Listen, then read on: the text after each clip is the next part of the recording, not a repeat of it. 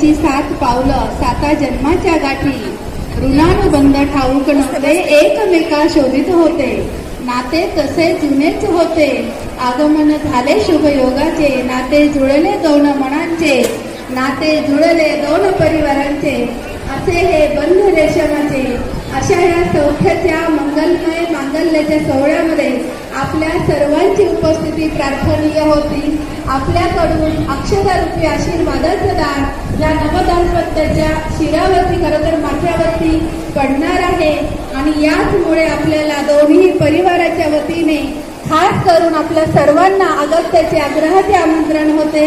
आपण आपल्या आयुष्यातील जीवनातील बहुमोल या ठिकाणी वेळ देऊन नवदाम्पत्यांना आशीर्वाद देण्यासाठी येथपर्यंत आलात. हा खरं तर कृतज्ञतेचा सोहळा, परंतु आपल्या नात्याविना आपल्या सर्व नातेवाईकांशिवाय आप्तस्वकीय